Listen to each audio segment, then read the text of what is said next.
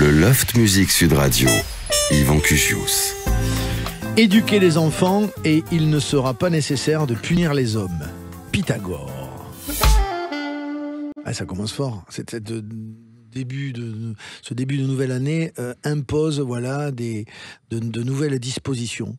Donc, éduquez vos enfants. Voilà, ça sera le signe de ce début d'année.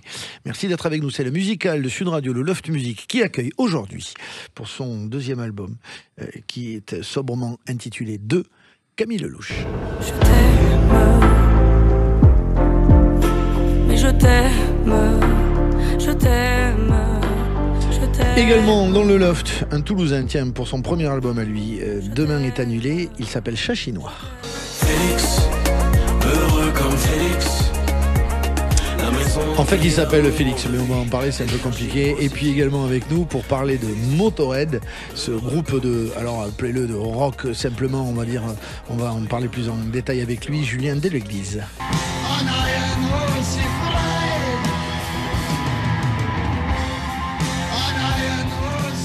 Un ouvrage paru aux éditions du Layer, voilà, de 2,5 kg. Et qui, à travers la discographie de ce groupe mythique, explique l'histoire aussi du rock plus généralement, et puis de toute cette lignée après Motörhead et de cette musique quand même assez singulière qui crée des passions et des addictions même. On va en parler tout à l'heure avec toi, Julien Deléglise, Camille Lelouch. Là, vous vous connaissiez tous les trois Non, pas du tout. C'est ça, c'est l'occasion. C'est l'idée de cette émission justement. Voilà.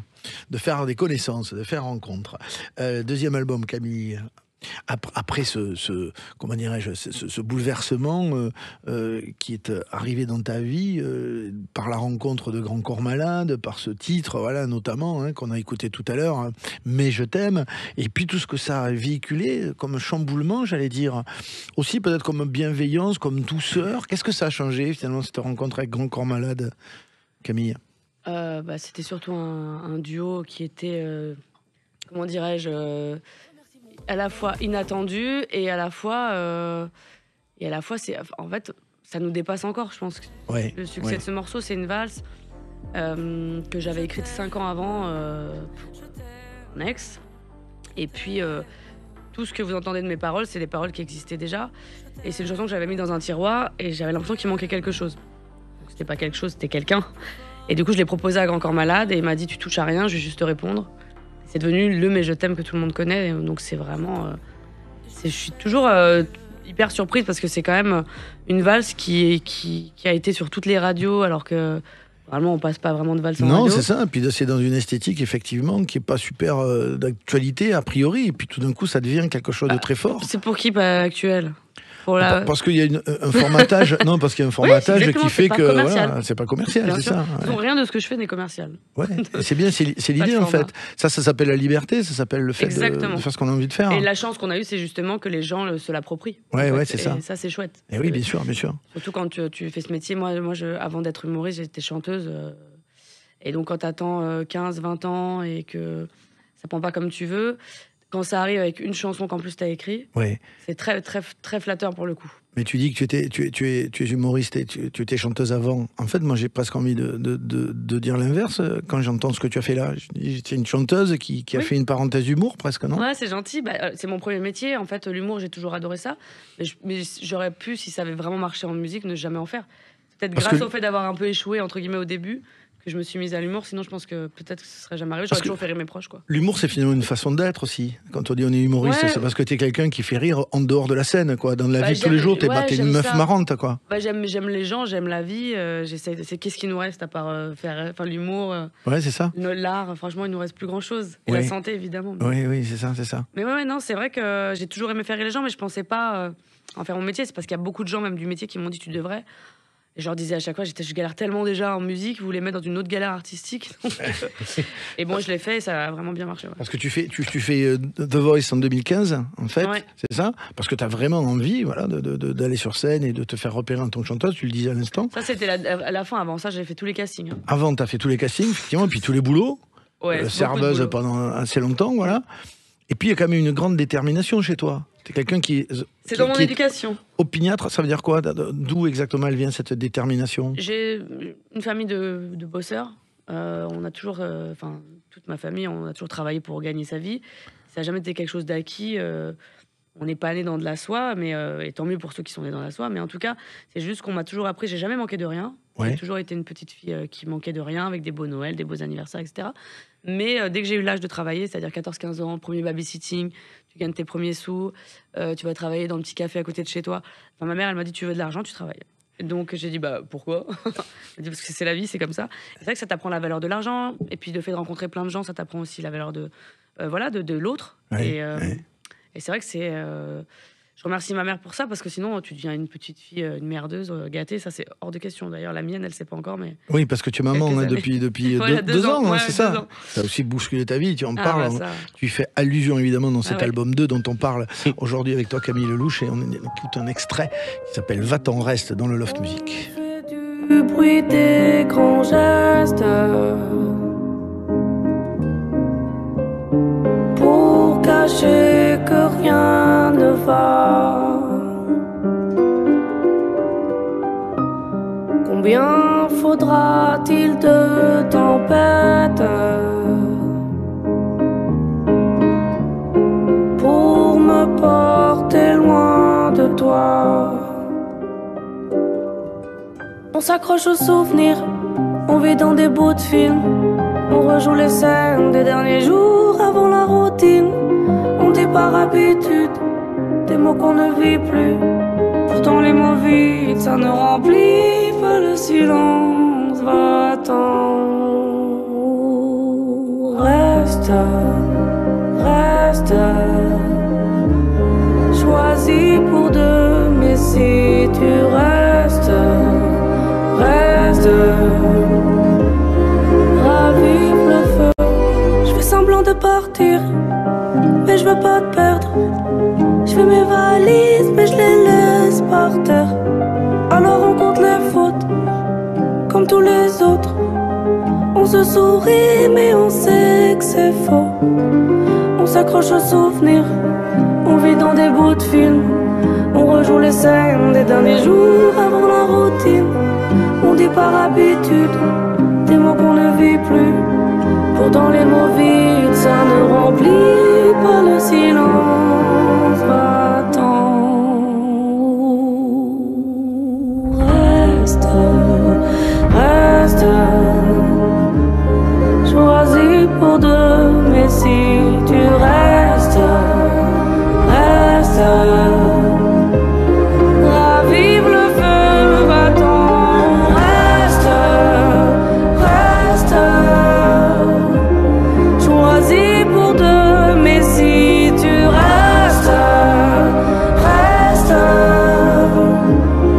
Avis sous le jeu, tu vois bien que je tremble, que la maison prend feu. Faut que t'aies du courage, tu me connais, moi j'en ai quand je peux. Souffle sur les cendres, où tu sors le grand jeu. Faut que t'aies du courage, même si c'est dur, même si c'est dangereux. Va-t'en ou reste, extrait de l'album 2 de Camille Lelouch dans ce Loft Music aujourd'hui, avec également Chachinois et Julien Deléglise.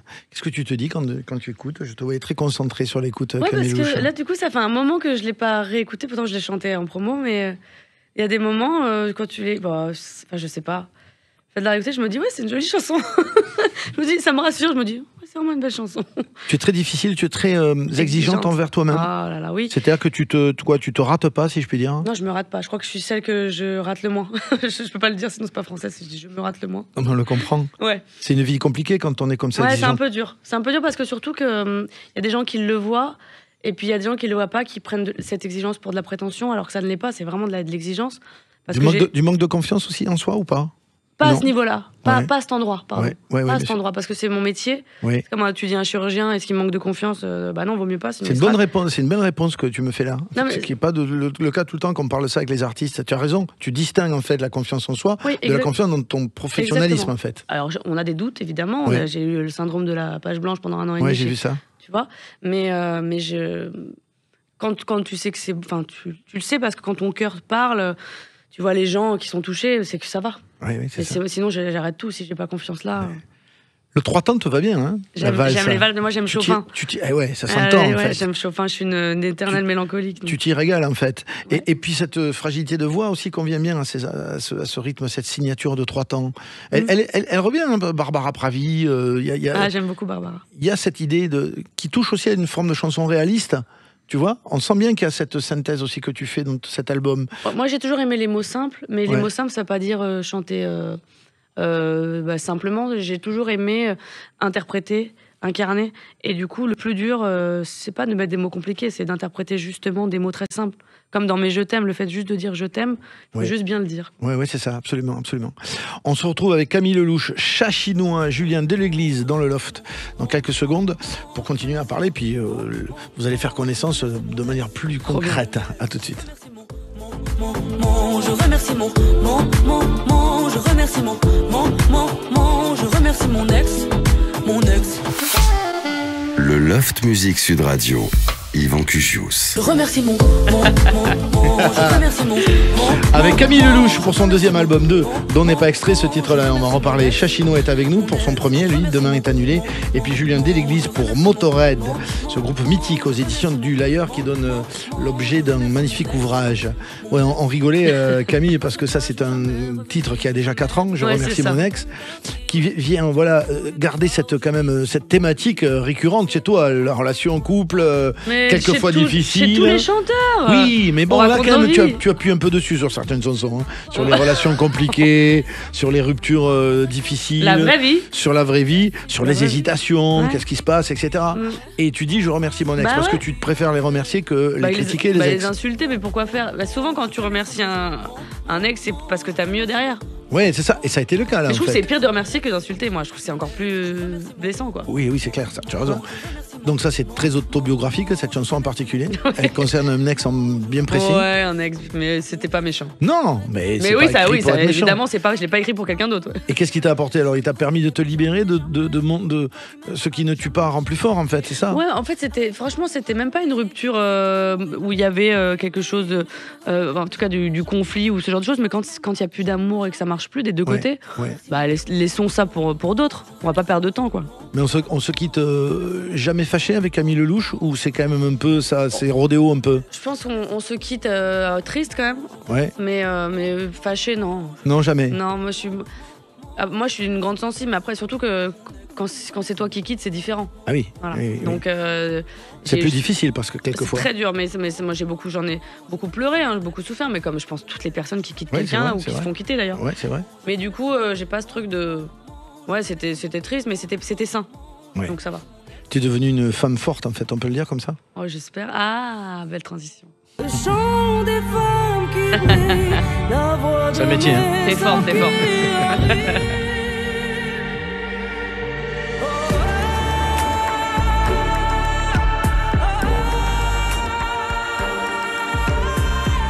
Et un moment fort de l'album pour le coup, pour tisser la métaphore. Une chanson qui s'adresse à toutes les femmes, hein, c'est un peu le côté universel des chansons. Hein. On part sur un détail et on va vers l'absolu d'une certaine façon. Et puis cette aussi incarnation d'intention hispanisante andalouse qui vient d'où en fait? Tout au long de l'album on retrouve. Ouais. Alors c'est fou parce que c'est une musique j'ai toujours aimé la musique le flamenco, la musique andalouse, la communauté gitane même. J'ai vraiment je sais pas, je trouve qu'on est très connectés, je sais pas pourquoi, hein, c'est inexplicable, mais je trouve que c'est une communauté très forte, très fière, mais dans le bon sens.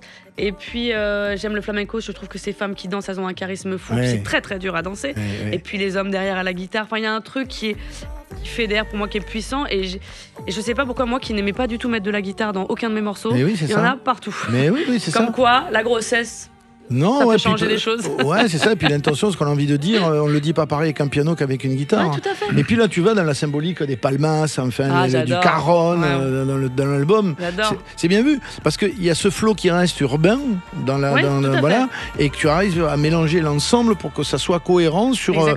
En étant de 2024, en fait, c'est ça l'idée. Ah bah c'est gentil, merci. Il est également seul. Ah ouais, elle est belle celle-là aussi. Mais elle est pas négative. Non. Celle-là, non. Et qu'on affronte ensemble les vents contraires.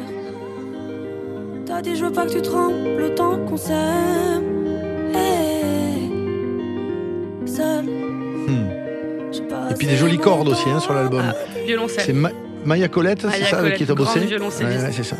Donc l'amour retrouvé après une période de rupture ou de doute, c'est quoi la thématique de cette chanson? Alors au départ, parce que j'étais bien aiguillée par mon manager avec qui je travaille beaucoup, on écrit beaucoup de choses ensemble. Et en fait, au départ, quand je parle de la solitude, je parlais vraiment du fait d'être seule. Je ne me mettais pas dans la peau de Camille Lelouch, mais dans la peau de quelqu'un d'autre. Et en fait, il me dit, mais pourquoi tu mets pas ce mot seul tu ne mets pas de manière positive, tu vois, au service de la chanson, où tu dis justement, avant j'étais seule, aujourd'hui tout va bien. Donc sois positive un petit peu, essaye de le mettre dans... C'est le seul assumé, quoi. Voilà, mais non, je dis que si toi je ne t'avais pas connu, pour mon mari, je serais seule. Ouais, mais c'est pas je suis seule, ça va mal, etc. Non, oui, puisque je le serais si je t'avais pas connu. Oui. Donc on a tourné les paroles pour que ce soit justement pas négatif. C'est une très bonne idée. Il y a également, j'adore, il y a également dans cet album, ceci, Ma Lumière. Est-ce qu'un jour je retournerai chez moi? Est-ce qu'un jour je reverrai papa? Est-ce qu'un jour mes petits frères et moi on se prendra fort dans nos bras? Oh maman, est-ce que tu me vois? Je t'en prie, réponds-moi. Il y a la préoccupation de l'enfant. Quand on devient maman, certainement, on a enfin, c'est pas certainement, de manière certaine, on a une autre vision de la vie, une autre responsabilité, d'autres angoisses, d'autres peurs. Ah oui, c'est un morceau que j'ai écrit pour tous les enfants et les femmes, les hommes victimes de guerre, peu importe lesquels. Il y en a beaucoup trop, d'ailleurs. Et c'est une chanson qui est très triste parce que c'est un enfant qui parle de sa maman, Mama Lumière. En fait, c'est le jeu de mots avec la maman et la lumière. Et c'est un enfant qui se retrouve seul et à la fin, elle rejoint cette lumière. Ce qui sous-entend qu'elle est partie rejoindre sa maman. Parce que c'est ce qui se passe régulièrement, malheureusement, quand il y a des guerres. Dans l'album 2 de Camille Lelouch, il y a également ceci. Faut laisser les choses arrêter, faut laisser. Et puis il y a également ceci, Ninon. Toute la terre t'aimait tant, tu brillais plus que le mort, t'aimais la vie, t'aimais les gens. Une autre valse d'ailleurs, tu vois, c'est marrant, les choses très profondes. Ouais. Elles viennent sur des valses. Cet hommage à Nino Vella, membre du... Alors, on le présente avec le duo Rouquine, mais c'est tellement plein d'autres choses, Nino Vella, qu'il fallait cet hommage. Il a disparu à 30 ans, 31 ans, voilà, de manière très, très violente. Et il était proche de toi. Je vois que ça t'émeut, je suis désolé d'être... c'est normal. Ouais, c'est ça. Parce qu'il y avait cette proximité, voilà, puis cette complicité artistique aussi. Et qu'il fallait qu'il y ait cette chanson, évidemment, pour lui rendre hommage. Et sur son piano. Sur son piano en plus. Ouais, c'est ça. Nino Vella. Toute la terre t'aimait tant, tu brillais plus que le mort, t'aimais la vie, t'aimais les gens, mon Dieu comme tu me manques. Il y a également sur cet album de Camille Lelouch, Pas content. Voilà, merci beaucoup. Quand j'avais des talons et des mini-jupes, il me regarde et jugeait mon attitude. Alors qu'en vrai, je sais que ça lui plaît. Désolé, c'est en même temps voilà, l'émotion qui est comme ça, hein. Et puis c'est la vie. Voilà, on fait son deuil gentiment. Ouais, absolument. Mais c'est quand heureusement que je me maquille pas. Quand c'est aussi violent, la disparition, c'est évidemment très très difficile à assumer. Il ferme l'album, ce titre, Pas content. Ouais, voilà, pas content. Qui parle toujours de cette relation de couple qui est. Mais là, je l'ai écrite vraiment pour les jeunes filles de 20 ans. En fait, je me suis mis... Je l'ai pas chanté pour moi. Approche-toi juste un petit peu. Pardon. Pourtant, j'ai une grande gueule, tu sais, mais là... C'est pas ce que j'ai dit. Hein. Ouais, mais c'est vrai. Là, c'est bien, on a des petits micros, c'est pour ça. Toi, tu as une grande gueule ou les petits micros. Ouais, exactement. Non, mais je l'ai écrite parce que, tu sais, j'aime l'afro, tu vois, j'aime toutes ces... De toute façon, j'ai grandi dans ça, le R&B, la soul, le jazz, la variette. Mais... Et en fait, quand j'écoute ce genre de chansons, je me dis, souvent...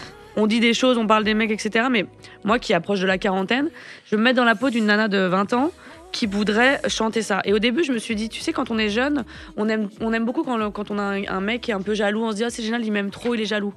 Et en fait, tu te rends compte avec l'expérience, moi, c'est pour ça que je leur fais gagner 20 ans. Voilà. Et gratuitement, il paye pas. Il est pas remboursé par la Sécu.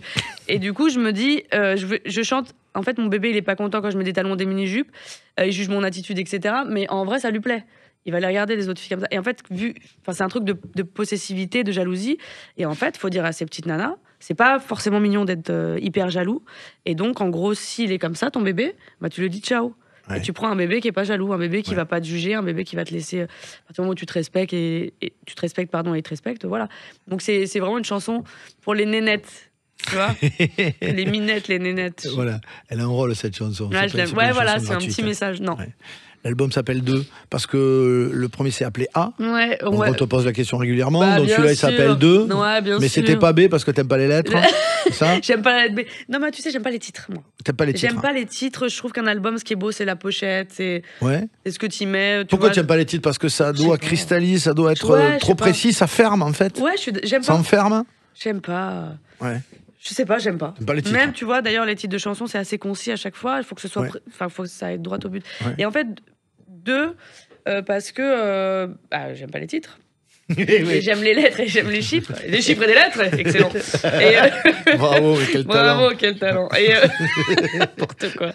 Et du coup, le 2, je le trouvais joli, tu vois, en lettres romaines et petit. Puis, moi qui parle toujours de relations, ça marche bien. La pochette, elle est rouge, ça parle d'amour, c'est vif. Ça parle de choses qui pèpent, puissantes. Ouais, c'est ça. Je sature un peu, non? Ouais, c'est peut-être non, ça va. Chachinois, dis donc, qui est avec nous, qui s'appelle Félix. Oui, tout à fait. Alors, la notion de nom, de titre aussi, ça rejoint ce que dit Camille. C'est que si tu prends le pseudo de Chachinois, tu donnes quand même une orientation très précise, qui situe, qui concrétise et qui resserre un peu peut-être aussi. Ouais, je pense qu'a priori, on est aussi à l'image des parcours. Ouais. On est à l'image de l'environnement, des parcours qu'on a eu sur ces terrains-là, sur les territoires chinois, parce que j'ai vécu en Chine. Alors, tu as vécu 7 ans en Chine, c'est ça? Tout à fait. Et puis tu as commencé à chanter là-bas, en fait, on parlait avec toi. C'est ça qui s'est passé. J'ai commencé très tôt, très jeune, je sais plus à quel âge. En tout cas, tu as chanté là-bas? Ouais, j'ai beaucoup chanté. En fait, j'avais une double vie. J'étais interprète franco-chinois le jour. Ouais. Avec donc le fameux costard cravate. Non, mais c'est vrai, j'ai pas mal contribué aux échanges diplomatiques France-Chine pendant pas mal d'années. Donc culturel, il y a pas mal d'échanges. C'est culturel, ça peut être économique, ça peut être diplomatique parfois. J'ai fait des missions diplomatiques. Des trucs très sérieux en fait. Assez sérieux parce que je suis pas mauvais en chinois pour le coup.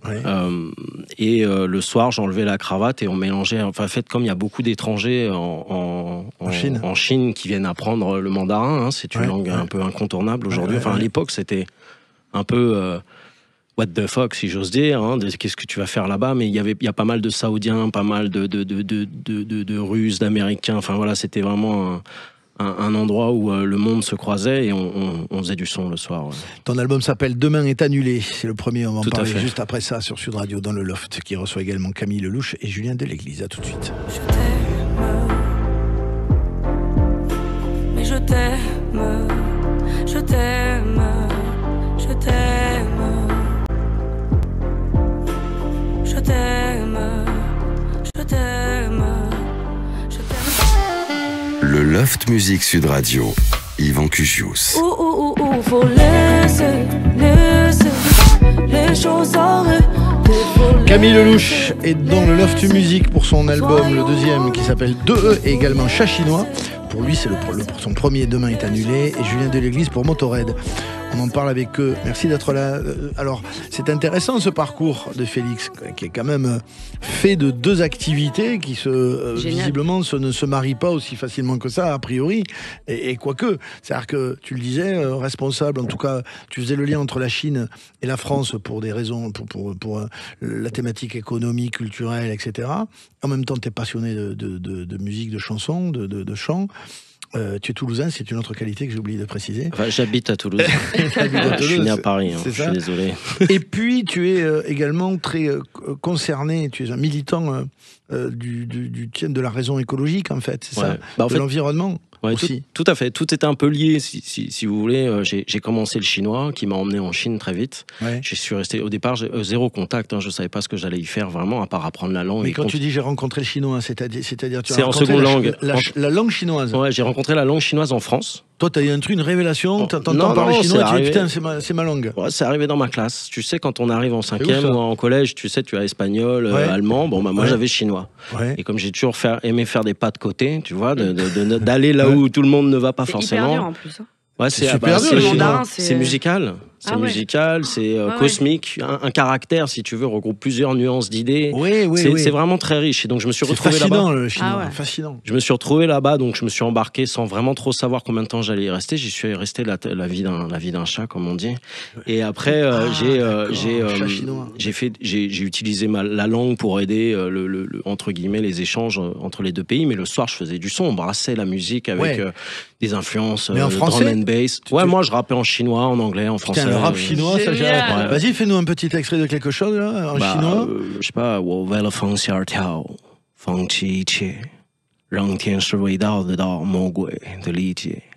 je danse le pas de ville en ville, même si c'est les rachats de bonne famille. Trop stylé. T'as vu le regard qui prend, il y a tout. Il ressemblait à un chat, du coup. T'as vu? Tu te déguises en chat, en fait. Non, mais bon, mais ça sonne de ouf, en fait, c'est super. C'est trop cool. Moi, j'aime beaucoup. Puis j'ai envie de m'ouvrir aussi à ce public, d'ouvrir à la Chine et de mettre au service toutes ces années d'apprentissage du chinois mandarin sur de la culture. Parce qu'en fait, j'ai pété un peu un plomb dans le milieu business. Et je me suis dit, non, il faut que je retrouve quelque chose qui me parle vraiment. C'est-à-dire, t'as pété un plomb, qu'est-ce qui t'a fait péter un plomb? J'en avais marre d'être en costard-cravate, de servir la soupe à des gens qui pensaient... Je te vois pas en costard-cravate, c'est marrant. T'as pas une tranche du tout de costard-cravate. Mais on apprend à se connaître. Je te confirme. Ouais, c'est ça. Mais donc, t'as pété un plomb parce que c'était un milieu qui te convenait plus, quoi. Si tu veux, il n'y avait plus de résonance entre le temps que j'avais passé à étudier le chinois mandarin, les rencontres, parce que c'est énormément de rencontres et d'attention, d'écoute pour apprendre une langue aussi compliquée. Et là, j'étais quand même dans des milieux où on pensait business, la part de marché, le truc fallait aller vite, faire des allers-retours. Et tout ça m'a fait un peu me rendre compte que j'avais envie de revenir à la musique et à de la musique aussi sensée, parce que tu parlais de transition écologique. Je me suis dit, tiens, je vais faire de la musique, je vais essayer de faire de la musique engagée. Et j'ai créé parallèlement donc une asso qui s'appelle Music Declares Emergency France, qui a pour but de travailler à la transition écologique dans la filière musicale. Et donc maintenant, j'ai une espèce de triple casquette où j'ai gardé mon ADN chinoise, musique et transition écologique, mon cher. C'est magnifique, hein. C'est des parcours de vie qui sont incroyables. Et ça donne, alors c'est très, ça fait le lien parce que oxymore, c'est ça l'idée. C'est des choses qui sont à côté et qui sont pas forcément reliées, même opposées. Et cet extrait qu'on écoute maintenant, Chat chinois dans le Loft Music, oxymore.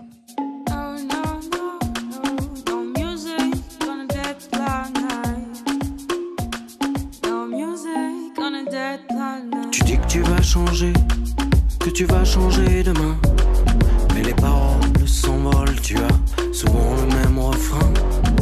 Rien ne change et rien ne change, rien ne change de rien. Tu déchantes et tu déchantes, tu veux changer le monde, change le tien.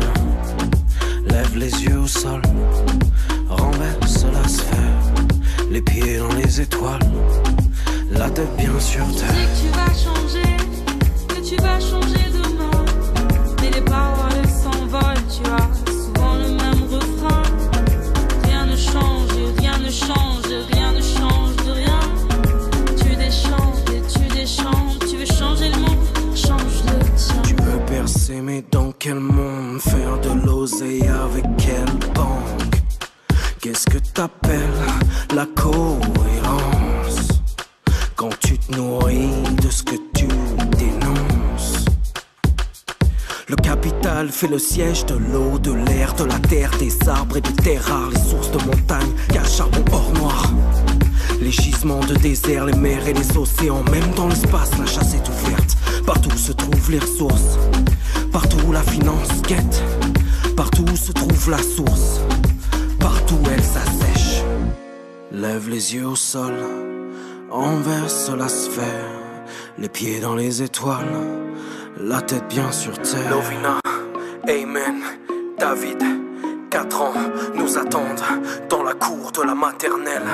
Assez de discours éternels. Tu dis que tu vas changer, que tu vas changer demain, mais les paroles s'envolent, tu as souvent le même refrain.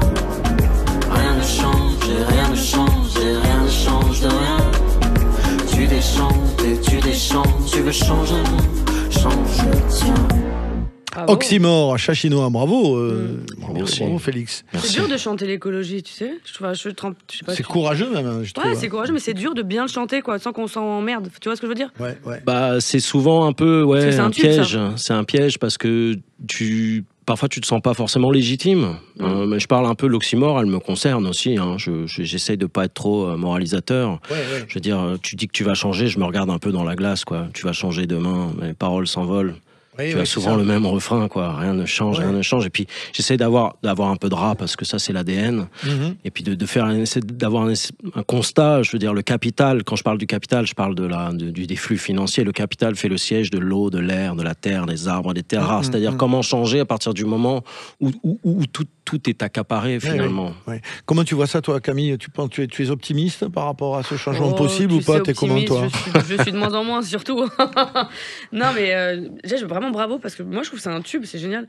Qui est la jeune femme qui chante? S'appelle Sazra, c'est une amie que j'aime profondément d'ailleurs, et que je salue, Sazra.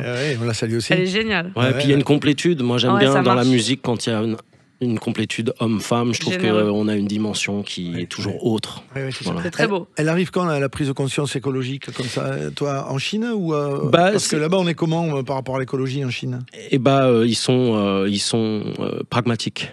Ils rachètent les brevets qu'on met 20 ans à mettre en place avec l'Assemblée, le Sénat, l'Assemblée, le Sénat, l'Assemblée, le Sénat, pendant, tu vois, toutes les discussions. Eux, ils rachètent, ils appliquent à grande échelle, tu vois. Et puis, si ça marche, ils appliquent. Si ça marche pas, next. Et donc, ils avancent vachement plus vite que nous. Ils ont 1,5 milliard de personnes à gérer. Donc, si tu veux, la démocratie, là-bas, elle est pas participative, malheureusement, mais... En même temps, il faut aussi se mettre à échelle. C'est un pays qu'il faut comprendre. Moi, que j'essaye en tout cas de faire comprendre. On applique des décisions. En 2 mois, ils ont fait le tri partout dans toutes les plus grandes villes de France. De Chine, pardon. Ça a été appliqué immédiatement. Et disons qu'ils sont plus pragmatiques que nous. Et on les attend. On les attend parce qu'en fait, quand bien même la France aura fait sa transition écologique, si la Chine ne le fait pas, on est toujours dans la même... on est d'accord. Voilà. On écoute les extraits de Demain est annulé. Chat chinois, Félix par exemple. Félix, heureux comme Félix. La maison remplie d'amour, de vie, d'énergie positive. Mes fils, heureux comme mes fils. C'est très tubesque, hein, Camille le disait, le titre, en fait. Il y a quelque chose de c'est très format radio, si je peux me permettre. Absolument, mais tu peux te permettre. C'est très format radio. Il y a également Capital. Paris, Pékin, même capitale. Moscou, Berlin, même capitale. Londres, Tokyo, même capitale. De Washington à Money, toujours les mêmes qui manient. Dans Demain est annulé, il y a le titre éponyme. Demain est annulé. Et si on faisait une pause, pose-toi là devant le spectacle du soleil couchant. Dans Demain est annulé, Chat chinois, il y a également J'en sais rien du tout. Papa, dis-moi pourquoi le monde, j'en sais rien du tout. Pourquoi la lune est-elle si blonde, j'en sais rien du tout. Papa, dis-moi pourquoi la Dans Demain est annulé de Chat chinois, il y a La maison brûle. La maison brûle, et moi je regarde ailleurs. J'entends qu'allure, notre nature est à l'intérieur. Chat chinois, son premier album Demain est annulé, sorti en janvier dernier. Il sera en concert notamment le 2 avril prochain au Gué Pêcheur. Musique à la rue le 3 mai. C'est à Luxé, un petit village des Landes, etc., etc. Vous allez voir sur ses réseaux pour le détail des dates. On se retrouve dans quelques secondes avec Camille Lelouch, Chat chinois, et Julien Deléglise pour parler de Motorhead. À tout de suite. Paris, Pékin, même capitale. Moscou, Berlin, même capitale. Londres, Tokyo, même capitale. De Washington à Money, toujours les mêmes qui manient. Le Loft Musique Sud Radio, Yvan Cugius. Félix, heureux comme Félix. Il s'appelle Chat chinois, il est dans le loft aujourd'hui, en compagnie de Camille Lelouch et également de Julien Deléglise, dont on va, avec qui on va échanger sur cet ouvrage consacré, j'ai du mal, à Motorhead. Il est lourd, il y a tous les niveaux là, je galère. Aux éditions du Layer, avec cette passion, puisque tu découvres la musique rock, Julien, toi, autour d'un album de Téléphone dans les années 80, c'est ça, en 85 exactement. 85, ouais. Un autre monde, précisément, là, c'est la révélation. J'ai découvert le rock, en fait. Oui, et après, j'ai plus rien écouté d'autre, en fait. Moi, j'ai pas eu de phase... Que le rock, pas que Téléphone. Alors, j'ai commencé par Téléphone, mais le côté maniaque a commencé aussi à ce moment-là, c'est-à-dire que j'ai acheté tous les albums. Ah, t'es maniaque, en fait. Pour comprendre. Bah, en fait, j'aime bien comprendre la destinée d'un groupe, en fait. Moi, je me contente pas d'un album qui me plaît. Ouais. J'aime bien en fait découvrir comment un groupe évolue du premier au dernier album. Ouais. Et ce qui fait que quand je me suis mis à découvrir Téléphone, j'ai acheté tous les disques.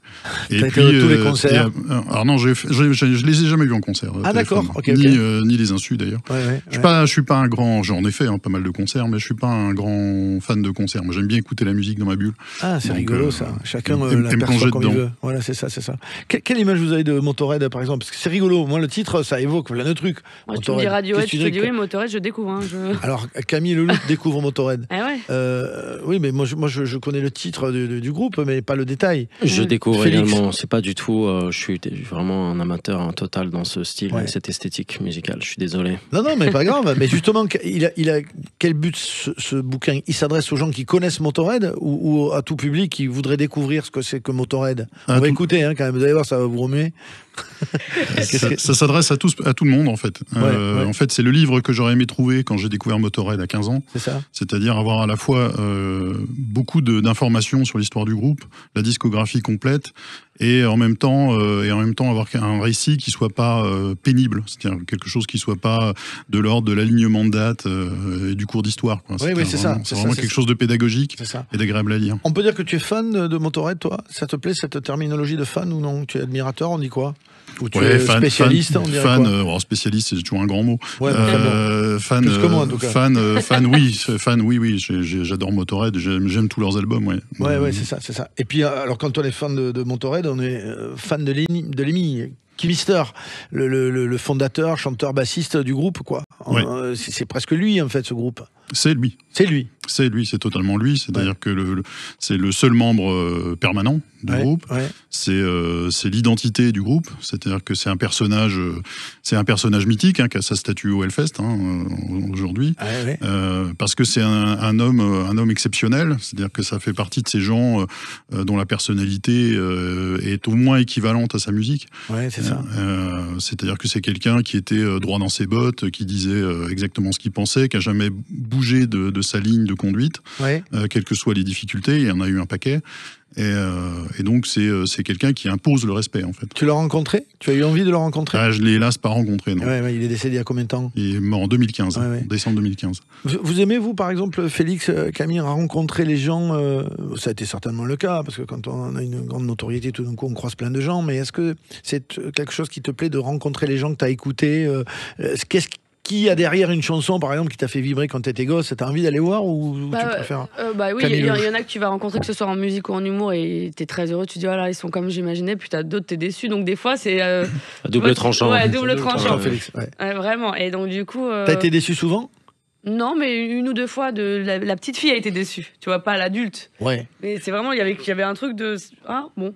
Mais par contre, par exemple, Lara Fabian que j'ai écouté toute mon enfance, j'ai chanté pour elle, elle a chanté pour moi. Enfin, c'est des choses qui me marquent.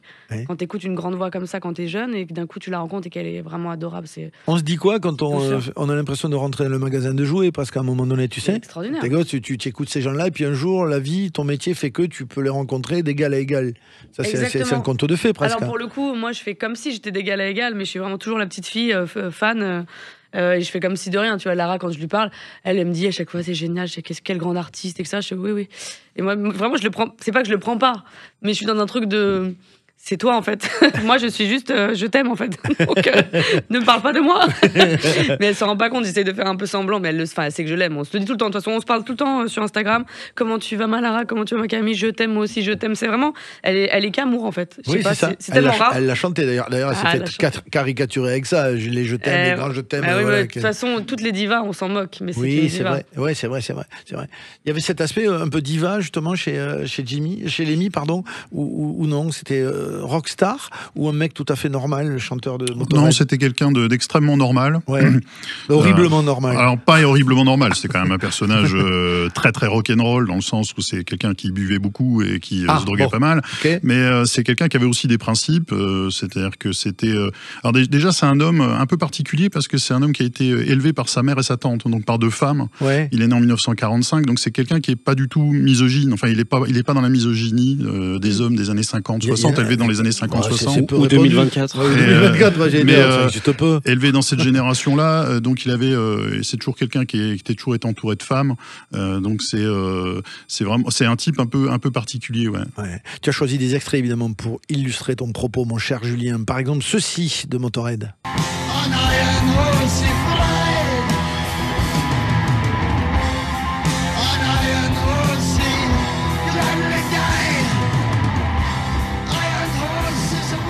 Ça s'appelle Born to Lose, c'est ça? Iron Horse, Born to Lose, oui. J'ai l'impression que je la connais pour le coup. Bah oui, moi aussi ça me dit un truc. Ça a été très diffusé, ça? Alors, ça a dû être repris dans un film, je sais plus lequel. Voilà, c'est possible, parce que j'ai l'impression d'avoir déjà entendu, si je peux me permettre, de connaître au moins un morceau. En même temps, on a l'impression que quelquefois, si j'étais un peu caricatural et presque, presque insultant, je dirais que tout se ressemble. On se fait souvent la réflexion, peut-être, dans ce genre de musique, quand les guitares sont très devant, j'allais dire, on a l'impression que c'est souvent pareil, quoi. Alors Motorhead, il y a une ligne de conduite qui est assez proche d'ACDC, c'est-à-dire qu'on est sur une musique qui bouge relativement peu, mais en fait c'est une espèce de quintessence en fait de la musique électrique. Donc il y a besoin de très peu de choses pour que ça soit efficace.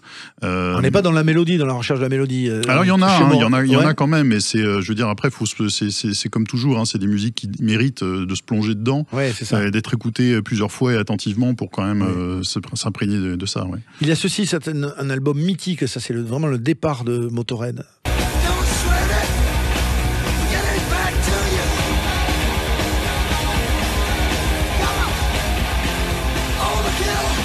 Ça c'est le départ de Motorhead qui impose après la lignée Iron Maiden, etc. C'est le départ de 50 ans de métal en fait. C'est le jeu de double grosse caisse, le rythme hyper rapide. En fait, ça va engendrer la New Wave of British Heavy Metal, c'est-à-dire la vague anglaise avec Iron Maiden, Saxon, Def Leppard.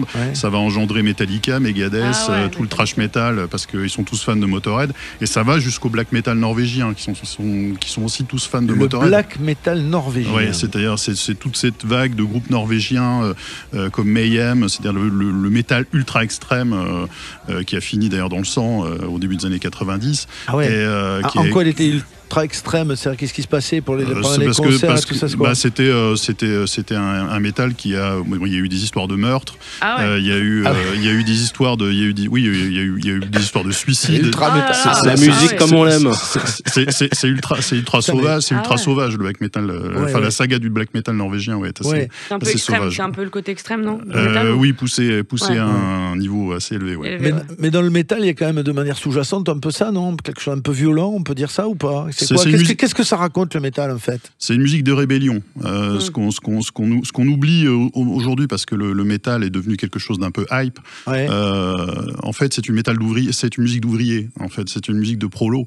Lemmy Kilmister est originaire du nord de la Grande-Bretagne, comme beaucoup de groupes de heavy comme Judas Priest, Black Sabbath, et tout le début de la vague anglaise. Ce sont des groupes du secteur du Black Country, c'est-à-dire le nord de l'Angleterre ouvrière, des charbonnages, de la sidérurgie, et le public qui les suit, c'est ce public-là, c'est-à-dire que c'est un vrai public d'ouvriers qui va aussi c'est des groupes qui vont aussi avoir beaucoup de succès dans les Flandres, dans le nord de l'Europe. C'est dans tous ces secteurs-là, quoi. D'accord. Merci Julien Deléglise d'être passé nous voir. L'album s'appelle Motorhead, c'est aux éditions du Layer, et c'est un bel ouvrage en tout cas. Ça, c'est un logo en fait qui est dessus. C'était la pochette d'une compilation qui est sortie en 1991, avec le fameux Snaggletooth, c'était le logo de Motorhead, qui est le symbole du groupe, et Motorhead a inventé aussi le symbole qu'on retrouve sur toutes les pochettes, comme Iron Maiden, comme d'autres. Merci d'être passé nous voir. À bientôt Julien. Il y avait également avec nous Chachinois. Félix, merci pour ton premier album. Merci à toi. D'être venu. Demain est annulé. Le 2 avril au Gué Pêcheur à Toulouse. Musique à la rue sur un plateau. C'est à Luxé, dans les Landes le 3 mai, etc. Et notre Camille Lelouch qui était là pour son deuxième album 2, qui est dispo depuis le 6 décembre dernier. Puis j'imagine que la tournée arrivera dans quelques temps. Écoute, on va voir. La scène, c'est là où tu te révèles. C'est là où je suis le mieux, moi. Avec les gens. Bien. Et avec ta petite chienne aussi maintenant. Ouais, elle est toute mignonne, elle prend pas de place. Qui s'appelle comment? Cœur. Comme par hasard. Et alors, donc, faisons le tour de la petite famille. Donc, ton fils, ta fille, elle s'appelle Alma. Alma. Eh bien, on l'embrasse. Je veux dire âme. C'est genre que des trucs. On lui dédie cette émission. On l'embrasse très fort. C'est gentil. Merci ma Camille, à tout bientôt. Merci beaucoup. Il y avait Anthony à la réalisation. Merci à toute l'équipe. Merci Tony. À la semaine prochaine. Merci. Salut. Au revoir. Mon bébé n'est pas content quand je mets des talons.